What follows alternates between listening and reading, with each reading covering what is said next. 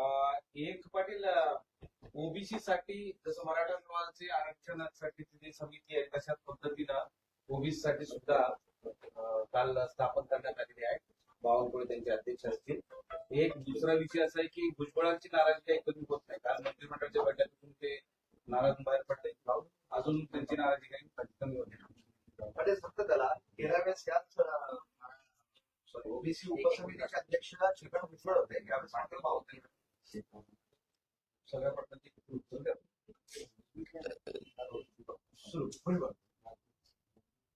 आम्हाला हरकत नाहीये. उपसमिती केली काय, त्यांना नाही केली काय, आम्ही त्यांच्यासारख्या आकुडबुद्धीचे नाही.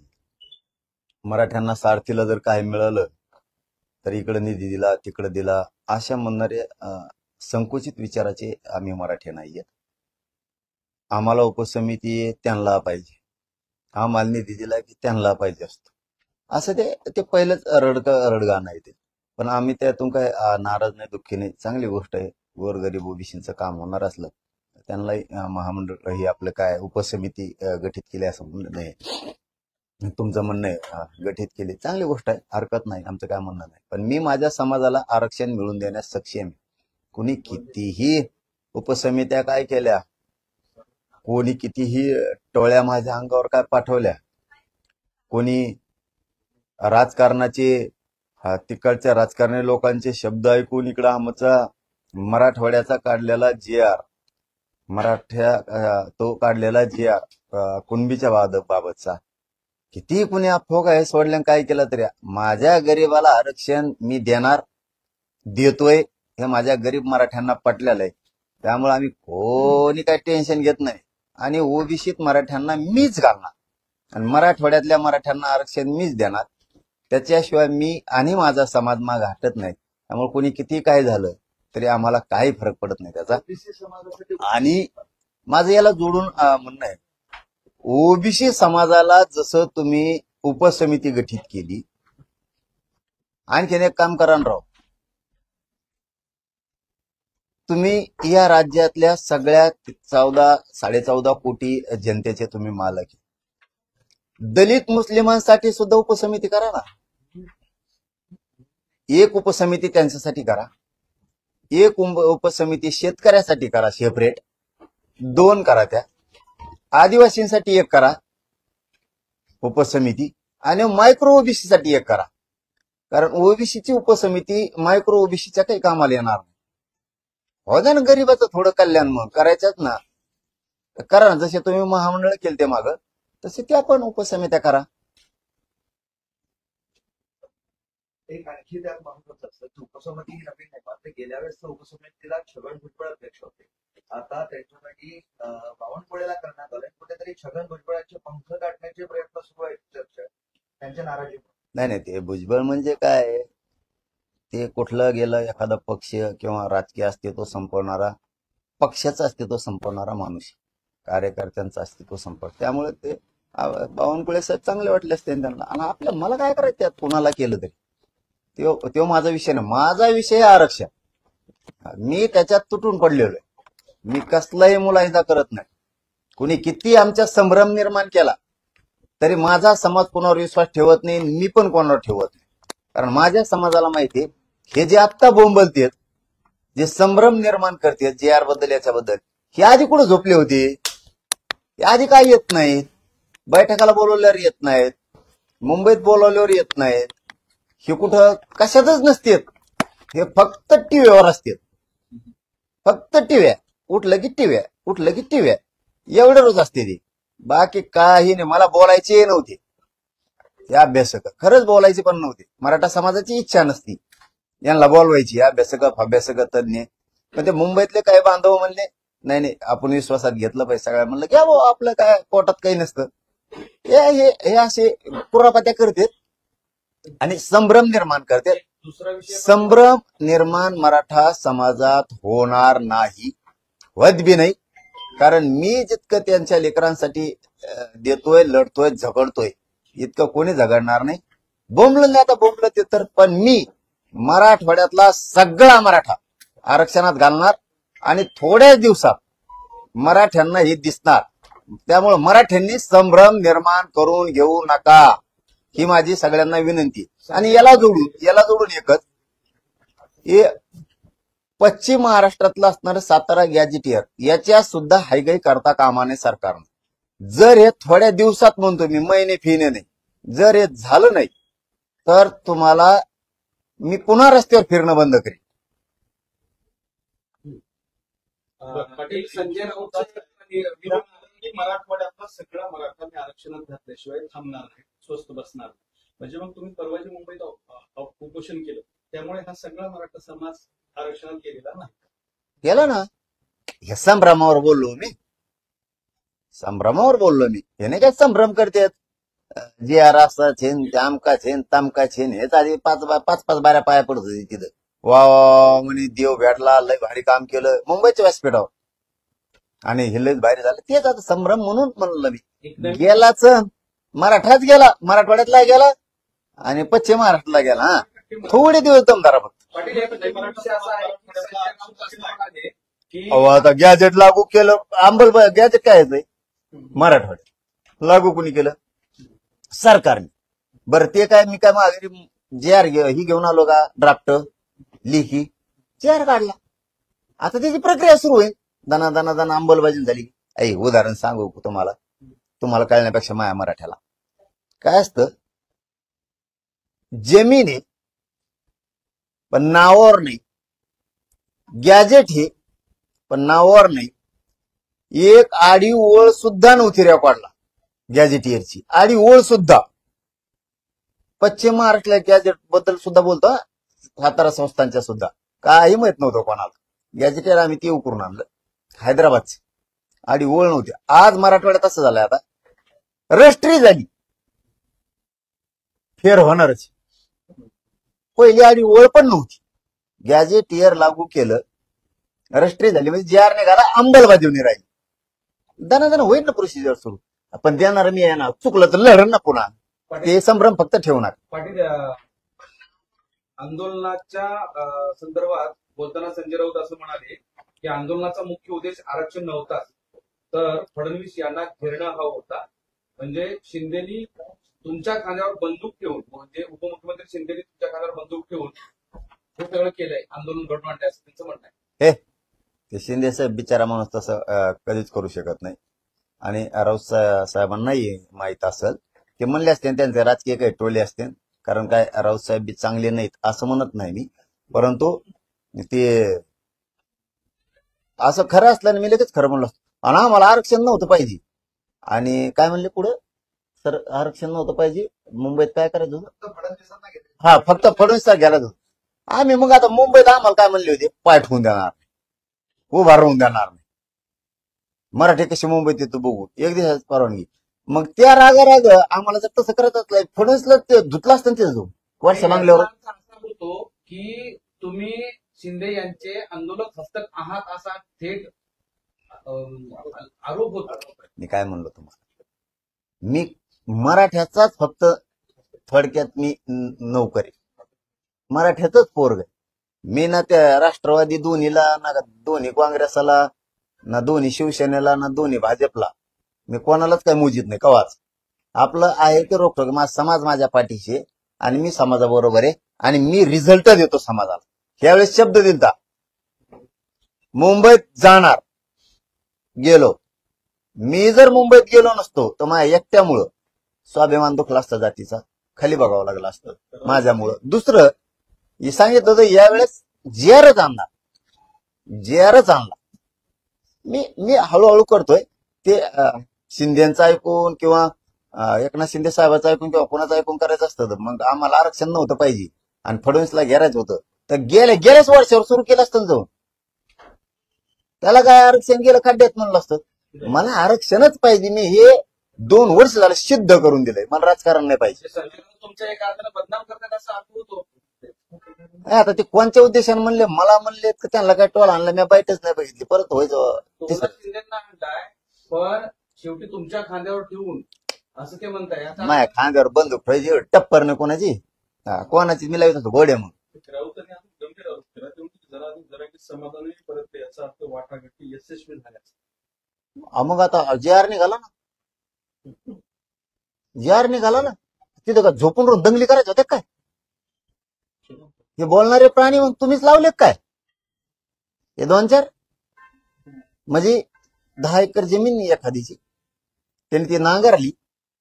नांगरताना दूषित विचाराचा तिचा माणूस होता. तो म्हणला मस्त नांगरली, तो आता नीट केली, पण बांध बी फोडो ना, म्हणजे का दंगली लावायच्या होत्या काय? जे आर माझ्या जातीला जे पाहिजे मराठवाड्यातल्या गॅजेटियर लागू करणे त्याचा जे आर, सातारा संस्थांचा जे आर हे घेतलं ना, याच्यापेक्षा काय घेते? पण त्यांच्या वाटाघाटीचा अर्थ वेगळा होता. काय वाटाघाटीचा अर्थ वेगळा होता. सांगा मग काय सांगा ना मग. म्हणजे जे काही त्यांचा अर्थ वेगळा आहे. म्हणजे वाटाघाटी त्यांना विचारल्यावर सांगा. तुम्ही त्यांना तुमचे त्यांचं पत्रकार वाक्य असं आहे ना, तर ते असं म्हणाले असते ना की त्यांना जे मागणी होती त्यांना न्याय मिळाला असे शब्द वापरले असते, किंवा जी आणि मग काल नाही म्हणले का? शब्द काल नाही म्हणले का? मनोज जरांगे पाटील समाधानी आहेत, आम्ही समाधानी आहेत सगळे, आणि सगळा मराठा समाज समाधानी. काल नाही म्हणले का राऊत साहेब? पटेल, या आंदोलनाच्या यशानंतर विरोधी पक्षातल्या सगळ्या नेत्यांना चिंता वाटू लागले, म्हणून आता हळूहळू असं बोलायला लागलेत का? कारण त्यांना आता राजकारणामध्ये काही विषय राहिले नाही, किंवा जो मराठा त्यांच्या मागे येईल असं अपेक्षित होतं आंदोलनाच्या माध्यमातून, सरकार विरोधी जाईल असं वाटत होतं, पण ते आता सरकार बरोबर नाही. हा बघ दादा, मी कोणाला वाटतं किंवा कोणाच्या म्हणणं याच्यावर आंदोलन करत नाही, म्हणून तर माझ्या समाजाने मला ओळखलं. मला आरक्षणच पाहिजे. नाही दिल्यावर मी तशी भाषा बोलतो समोरच्या, विरोधी असो किंवा सत्ताधारी असो. नाही दिल्यावर, मला मिळाल्यावर माझ्या समाजाला एकदा आरक्षण मागितलेलं दिलं, आम्ही काय म्हणत नाहीत मग पुन्हा. पण हे आंदोलनाचं क्रेडिट देवेंद्र फडणवीसांचं की मराठा समाजाचं, समाज लढतोय मान. म्हणतात की देवेंद्र फडणवीस देवाबंदी करून दाखवलं, मग करून दाखवलं कधी? मराठवाडा सगळा गॅजेटेडच्या नोंदीनुसार आरक्षणात गेल्या, मग त्या दिवशी आमचे शब्द देवेंद्र फडणवीस साहेबांबद्दल बघा किती चांगले आहेत, किती गौरवोद्गार कौतुक करणारे आहेत. आज नाही का पाहिजे? अरे मग आता शिकतात त्या दिवशी नाही का आभार मानले? मग आता आभार मानले ना, त्या दिवशी त्यांनी फक्त जी आर काढला. संदर्भात एक प्रश्न आहे. 2023 पासून आजपर्यंत शिंदे समितीने 2,21,00,000 डॉक्युमेंट पाहिलेले आहेत. त्यात 47,000 पूर्वी नोंदी मिळालेल्या आहेत, आणि त्याचबरोबर त्या नोंदींच्या आधारे 2,38,000 पूर्वी सर्टिफिकेट आणि त्यातील फक्त 8,000 सर्टिफिकेटची व्हॅलिडिटी आजपर्यंत झालेली आहे, आणि उर्वरित 7,000 गावात जे आहे नोंदी देखील अजून सापडले नाही. त्यामुळं यावरती एक प्रश्नचिन्ह उपस्थित केला जातोय. नक्की फायदा याचा कुणाला होतो असं देखील एक प्रश्न होता. एका प्रश्न असा की तुम्ही जे 58 लाख नोंदी सतत मिळाल्या सांगतायत, मुळात मराठवाड्यात फक्त 47,000 नोंदी सापडल्या, बाकी पश्चिम महाराष्ट्र आणि इतर ठिकाणी मी मराठवाड्याबद्दल बोललोच नव्हतो ना, महाराष्ट्राच्याच 58 लाख म्हणतोय ना, कारण तिचं कार्यक्षेत्र महाराष्ट्र आहे. पण त्यातले बरेच जुने आहेत का? नाही, एक पण नाही. सरसकट नोंदी घेतल्या. नाही, एक पण नाही. ते आम्ही विचारलं त्यांना. फक्त एक पण 8,000 सर्टिफिकेटची व्हॅलिडिटी झालेली आहे. 2,38,000 पूर्वी सर्टिफिकेट. मग आता आम्ही रोज काय सांगतो शिरसाट साहेबाला, काल बी त्या उपसमितीचा अध्यक्ष विखे पाटील साहेबाला आम्ही कालच सांगितलं की बाबा रे, ते रोखल्यात आमच्या मुद्दाम, पैसे दिले की लगेच व्हॅलिडिटी देतात. म्हणून तर त्या दिवशी शिरसाट साहेबांनी सांगितलं की मी इथून पुढे अधिकाऱ्याला नीट सांगत होता, नाही तर यांना निलंबितच करतो म्हणे, व्हॅलिडिटी जर देणार नसली तर. अशी ती प्रक्रिया.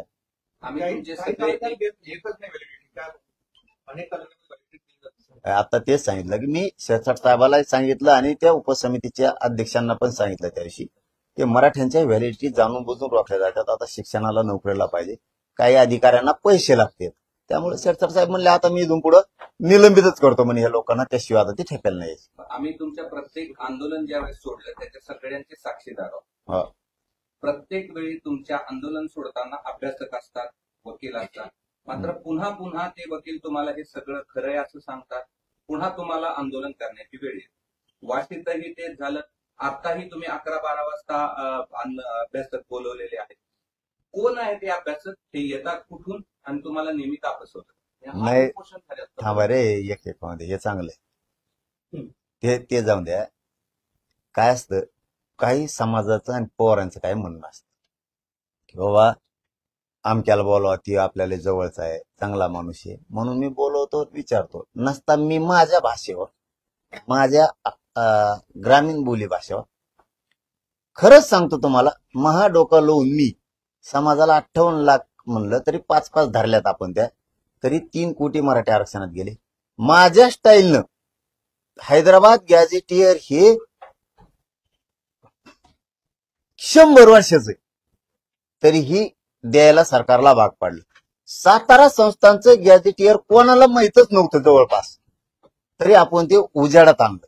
आता याचं कारण असं आहे की मी काम करताना माझ्या पद्धतीने केलं ते मिळतंय, आणि उग हे असे काय म्हणते त्याला टेकूजी घेतलं ना आधार कोणाचा असा पचका होतो मग, आणि त्यांना उलचिक मान नाही दिला का, नाही नाही नाही हे चुकीचंच आहे ते चुकीचं. एक ओळ हुकली होती खाली काहीतरी त्याच्यात, म्हणलं वाचा, ते म्हणले मग म्हणलं ही ओळ, मग त्या ओळीचं विखे पाटील साहेबांनी मी आणि वकिलांनी समजून सांगितलं असं, हा म्हणले मग या ओळीचा अर्थ ह्यो म्हणल्यावर मग बेस्ट म्हणजे पाय पडायला लागले.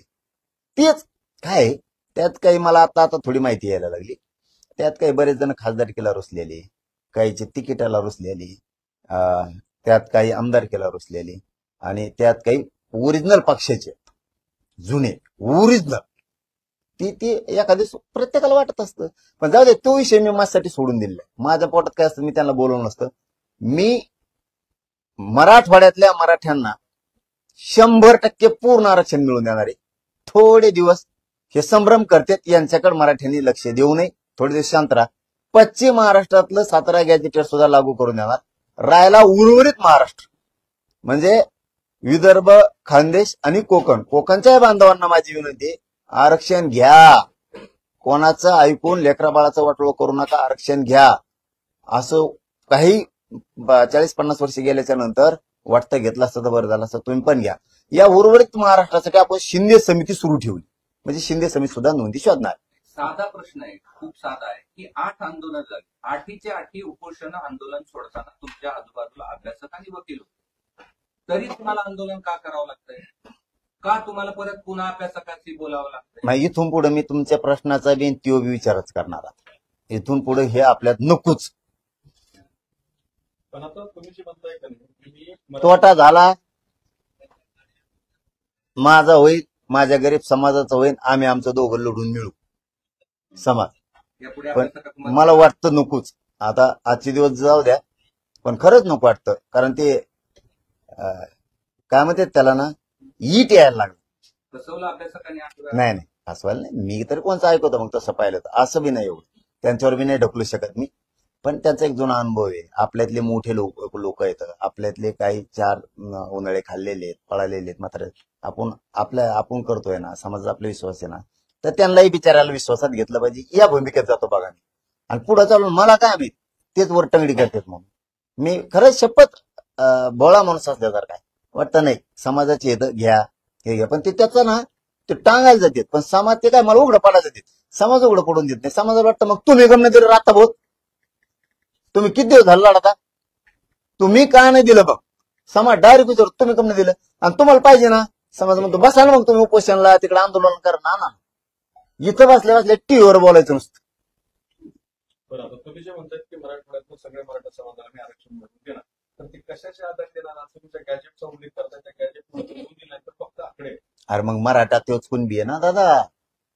जो मराठा आहे आजचा मराठवाड्यातला तोच कुणबी आहे, तोच कुणबी. तुम्ही मागणी केली ना, मराठा हाच कुणबी आहे, GR काढावा, तो GRच नाही निघाला. अहो त्या नोंदीच्या आधारे हे बघा, कुणबी हैदराबाद गॅझेटियरच्या नोंदी विचारात घेऊन मराठा समाजाच्या व्यक्तींना कुणबी प्रमाणपत्र देण्याबाबत इथला असणारा मराठा आणि कुणबी एकच आहे. त्या नोंदीच्या आधारावर गावात समजा एखाद्या 30 मराठा आहेत आता, किंवा एका जिल्ह्यात 1 लाख आहेत, मग 1 लाख आहे. तुम्ही सांगितलं होतं ना राव मला, तुम्ही प्रश्न विचारता होय, 1 लाख आहेत, हे 1 लाख गेले पुढं कुणबी. त्यासाठी तो GR महत्वाचा आहे ना, कुणबी मराठा येतात. अहो नाही, अहो तसं नाही, तसा जार कसं काढता, तसा जार काढता येणार. मग तर तो पुन्हा ते नाराजा मंत्री त्याची पुढे वळवळ होती त्याची. मी घालतो राव बरोबर, मराठवाडा गॅझेटमध्ये, सातारा संस्थान मध्ये, पश्चिम महाराष्ट्र, मराठ्यांच्या असणाऱ्या निजामानं गॅजेटमध्ये केलेल्या नोंदी ह्या कुणबी आहे आणि इथला या जिल्ह्यातला प्रत्येक मराठा हा कुणबीचे, त्यामुळे इथं दुसरं कोणी नाही. पण तुमचं मग ते कुठं गेले मग हे सांगा, दुसरं कोणी कुणबी आहे की इथं मराठवाड्यात आहे का? मग कुणबी हाच मराठा आहे, ही राज्याचा रोल आहे. तुमचं आणि भाजपचं एका विषयावर मात्र एकमत आहे आता, की संभ्रम निर्माण केला जातोय असं ते म्हणताय. मराठे एकदम शूरवीर सारखे लढते, मात्र हे विरोधक शिखंडी सारखे लढून खोटं नॅरेटिव्ह तयार करतायत की मराठा समाजाला काहीच मिळालं नाही. कोण म्हणलं? भाजपचं म्हणताय. नाही मत तुमचं त्यांचं मा- या विषयावर. माझं म्हणणं असं आहे की आमच्या लोकांबद्दल पण उगाच काही बोलू, लोकात संभ्रम निर्माण करू नका. याच्यातले आड देतं त्यांना कुणबी प्रमाणपत्रच घ्यायचे नाही असे आहेत. त्यांना पाहिजेच नाही आणि मग मराठ्याला नाही मिळालं असे विचाराचे पण आहेत. माझं म्हणणं आहे तुम्ही कशाला बोलून तुमचं उगाच समाजातलं प्रतिष्ठा कमी करून घ्या. काय गरज काय पडली तुम्हाला? त्याच्यापेक्षा बोलूच नका ना. आणि काही चुकलं प्रत्येक वेळेस दुरुस्त मीच केलं ना, तुम्ही नाही केलं. प्रत्येक वेळेस उपोषणाला मी बसलो. शिंदे समिती बरखास्त केली, उपोषणाला बसून सुरू केली. नोंदी रोखल्या, पुन्हा सुरू करायला लावल्या. व्हॅलिडिटी मी द्यायला लावल्या लोकांना. पोराला एमपीसीची अडचण आली 536 पोरांना. ते प्रयत्न करून ती जागा त्यांना जागेवर मिळू दिल्या. मुलीच्या मोफत शिक्षणाचा मध्ये फीजचा विषय आला, त्यावेळेस सुद्धा मीच ते अडचण सोडली. मध्ये सारथीला काही निधी कमी पडत होता, तो पण टाकायला लावला. तिथं आता ते पहिले एमडी रिटायर झाले होते, पुन्हा दुसरे द्यायला लावले. कुठं नाही तर मग मीच करतो ना. तुमची कम दुखती उगत. आता काही चुकलंच तर मी विखे पाटील साहेबांकडून शब्द घेतलेला आहे.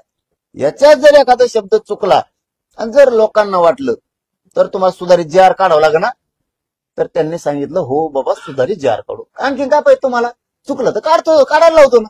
त्यात असं म्हणतात की कोर्टाने जेव्हा आदेश काढला होता त्या आदेशानंतर मनोज जरांगे पाटलांकडे कुठलाही पर्याय राहिला नव्हता, त्यामुळे त्यांना शासन आदेश घेऊन यावं लागलं ही त्यांची परिस्थिती. त्या अभ्यासक मला माहिती आहे कोणचा आहे, त्याच्याकडेच होते काल तुम्ही. एकनाथ शिंदेचे मिलिंद देवरा यांनी देवेंद्र फडणवीस यांना पत्र लिहिलं आहे आणि हे सगळे जे आंदोलन झालंय, हे जे मुंबईत आंदोलन झालंय त्यामुळे मुंबईत ठप्प पडली होती. त्यामुळे अशा आंदोलनाची एक नियमवली घालून द्यावा, जेणेकरून काय म्हणले मिलिंद देवरा हा. सेनेचे नेते आहेत, त्यांनी फडणवीस यांना एक पत्र लिहिलंय आणि त्यात असं त्यांनी म्हटलंय की या सगळ्या आंदोलनामुळे मुंबईत ठप्प पडली होती. त्यामुळे असे काही आंदोलन होत असेल तर एक नियमवली घालून द्यावा, कारण भारतातील प्रत्येक लोकांना निषेध करण्याचा अधिकार आहे. त्याला म्हणा चुप राह, इतके शांततेत येणारी पहिली जातास.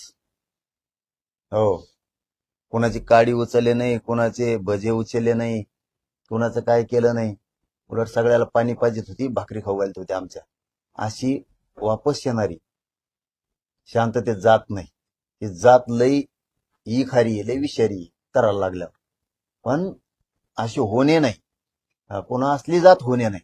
एका हाक्यावर कोटीत येते, एका हाक्यावर जशाल तसं माघार येतात. तोटा जरी झाला तरी येतात आणि फायदा झाला तरी पण येतात, कारण त्यांना एक कळून चुकलंय. मनोज जरांगे पाटील जवळ मॅनेज होत नाही, प्रामाणिक आहेत तवर आपल्या लेकरा बाळाला धक्का नाही, पाटील मग 1 महिना लेट होते. पाटील भुजबळ जीआरचा विरोध करताय, याचा दाखला देत तुम्ही मराठा समाजातले जे टीकाकार सध्या तुमच्यावर टीका करताय किंवा हा जीआरच नाही, ते केवळ कागद आहे किंवा इतर काही विषय आहेत, सरकारने फसवणूक केली आहे, तर ती तुम्ही त्यांच्यावर टीका का करताय असा एक प्रश्न उपस्थित होतोय. मी कुठे टीका केली? म्हणजे याचा अर्थ असा आहे की तुमचा मराठ्यांवर विश्वास नाही का? जे टीकाकार मराठा आहेत ना, असल्या मराठ्यावर विश्वास असतो काय? टीका करणाऱ्या जातीवर यांच्यावर कसा विश्वास ठेवायचा? त्यांचा शासनाच्या जीआरवर ठीक आहे. नाही, भुजबळ हे टीका करतायत म्हणून या जीआरचं तुम्ही म्हणजे ही जीआर किती पक्का आहे असं सांगताय, दाखला देताय. भुजबळ विरोध करताय जीआरचा म्हणून, तर दुसरीकडे तुम्ही मराठा अरे, पण विश्वास दाखवण्यासाठी होते आणि मग अविश्वास काय ते दाखवू देत का? अविश्वास त्या लायकीच आहेत का? आले का एखाद बार तिकडे अंतरवाले आले तरी आम्ही बोलत नाहीत. तुमचे अंडे पिंटले माहिती आम्हाला तरी बोलतो का आम्ही? असं नसतं. गरीबाच्या लेकराचं कल्याण होत असताना असं नसतं, इतकं वेठीस धरायचं नसतं. आम्ही कडे काय बोललोय, समजून सांगतोय, तुम्ही बोलू नका. बोलले तर येऊन सांगा ना, मी सुधारित जार द्यायला लावतो म्हणतो ना, म्हणलो का नाही काल तुमच्यावर चाल सांगा. तरी दिवसभर भुनभुन करायची काय गरज आहे? काय गरज आहे? तुम्ही येऊन सांगा. तुम्हाला यायचं नाही ना, कोणाजवळ तरी सांगा. पण त्यांचा दावा असा आहे की जे आर करा हे सांगण्यासाठी जाऊ दे त्यांचं नका प्लीज, दुसरं घ्या. भुजबळांचा आधार का घ्यावा लागतो? आणि का घेतला भुजबळचा आधार कधी घातला? हा? भुजबळाचा आधार कधी घातला? भुजबळ म्हणतोय विरोध करतोय ह्या जी आरचा, ह्याचा अर्थ हा जी आर खरा आहे असं कोणी काल म्हणतो. अरे बा, मग काल होतं ते, आज थोडंच म्हणलोय. कालच झालं. पण दुसरीकडे बरं ते भुजबळ आता फारसा तीव्र याला कंटिन्यू खरंच आहे. भुजबळ आता फारसा तीव्र असं काहीतरी संताप व्यक्त करणं किंवा आक्रमक होणं हे तर कमी झालं की फक्त नाराजी दाखवण्यासाठी या सगळ्या कालपासूनच्या प्रक्रियेमध्ये. तुम्हाला खरं एक कारण सांगू का हा. माझ भाऊ, मराठवाड्यातले मराठी गेले आरक्षण, यांना आता काही करणं नाही. फडणवीस साहेबांकडून जर विश्वासघात आता मराठ्याचा झाला, सातारा संस्थान बी जर लागून नाही झालं, तर दोन विभागातला त्यांचा विषयच पुढचा सांगतो. म्हणून तेच विश्वासघात होऊ देणार नाहीत आता. कारण त्यांचं एक स्टेटमेंट मी ऐकलं रात्री, आम्ही पूर्ण अभ्यास करून सगळ्या कसोटीवर टिकन आणि मराठवाड्यातल्या गॅजेटियरच्या बद्दलचं सगळ्या नोंदीसह ते लागू होईल. म्हणून आम्हाला काय वाटतं, ह्या वेळेस विखे पाटील साहेब असतील आणि फडणवीस साहेब असतील, हे आता ते डाव खाली देऊन देणार. नाही पाटील, भुजबळ हे यापूर्वी तुमच्यावर आक्रमकपणे बोलायचे, तीव्र विरोध करायचे या सगळ्या प्रक्रियेचा. यावेळेस ती तीव्र विरोध करताना आक्रमकपणे तुमच्यावर बोलताना दिसत नाही, तर ती नाराज होताना दिसत आहेत. त्याची जी रिलीज नाही, काय बोला ते बोललं की त्याला वाटत ती केव्हापासून हुशार झाला, 58 लाख नोंदीचा अहवाल गेला आधी नाही, आणि आता त्याला ह्यावरून वाटतच नव्हतं. तेवढं म्हणलं शॉकिंग आहे, तुम्ही ऐकलंच नाही. ते कुठे गेले प्रश्न विचारणारे, ते म्हणून हे शॉकिंग आहे, असं गेलं त्यांनी नाकाला येतो तिच्यात मग खाली आणतो. ते म्हणे हे शॉकिंग आहे, कारण त्याला मेळ तेव्हा वाटलं होतं मला विचारावं, हे करा. तुला विचारलं का, तू मला घे का महाराष्ट्राचा, भारतात तुला काही विचारायचं, याला काही विचारावं लागतो. शॉकिंग आहे म्हणे, मराठ्याचा जी आर निघाला हे त्यातलं स्वप्न तर वाटलं नव्हतं, असं त्याचं म्हणणं असं. पण आम्ही काढणार ना, तर सरकार तो एकटेच नाही ना, या जनतेचं सुद्धा आहे ना. म्हणजे आता भुजबळांची संधी संपली असं म्हणायचंय, तुम्ही जिंकलेत म्हणून आता भुजबळ. नाही, मी तसले शब्द नाही वापरे, जिंकलो किंवा कोण हरलं. माया वाटा गेलं की मी कडी लावतो आणि मी माझ्या समाजाला मिळून देतो. कोणाला काय अडवायचं ते येऊन दे, उभं येऊन दे, कसं यायचं तसं येऊन दे, मी खंबीर आहे. जरी एखाद्यावरती चूक झाली, समाजाची होत असती, माझी होत असती, अभ्यासकाची होत असती, नेत्याची होत असती, 4 पावलं मागं पुढं सरकून, अरे मराठा 1-2 वर्षात पुरा आरक्षणात घालीत आणलाय. 2 वर्षात 45 वर्षात झालं नाही. नुसते मोर्चे, नुसते रास्ता रोको आंदोलन होते, ते टप्प्यात जीव जाळून जाळून जाळून. आज तुम्हाला माहिती आहे सगळ्या पत्रकारांना, ते बी मोगा कृष्णभाऊ मल्लिक, माझा आत्ता सुद्धा माझ्या पोटात आग होती. हे पहिलं उपोषण असेल माझं, कधीच उपोषणात आग होत नाही, पण आगच थांबत नाही. इतका झुंजतो मी हे लेकरासाठी. मुंबई हायकोर्टाने असं म्हटले का की मुंबईमध्ये जे आंदोलन झालं त्याची नुकसान भरपाई कोण देणार?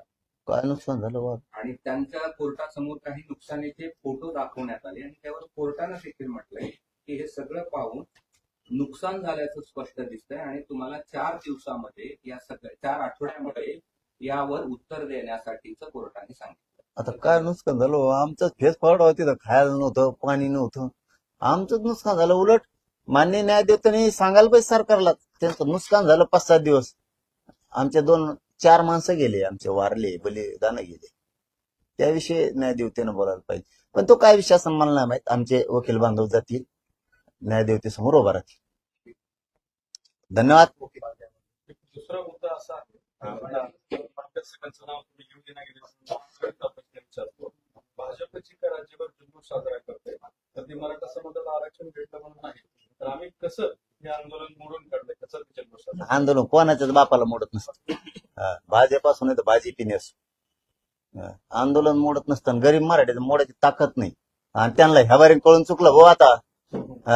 त्यांना वाटलं होतं इथं असं कमवून निवडणुका झाल्या असं काय तसं काय जेव्हा मराठी मुंबईत घुसले ना, मराठा मला कवच सोडू शकत नाही या शब्दावर ठाम राहा. आणि मी बी मराठीला कवच सोडू शकत नाही. बघ वाटलं असतं ना, तुम्ही आता लय खोचूक प्रश्न विचारला म्हणून वाटलं असतंच ना तर मागच माझे लेकर बाळ मोठे केले असते. मी नाही केले, समाजाचे लेकर बाळ मोठे केले. वाटलं असतं तर काही पण करू शकलो असतो, पण नाही. त्यामुळे 4 दिवस लेट होईल, 8 दिवस 15 दिवस लेट होईल.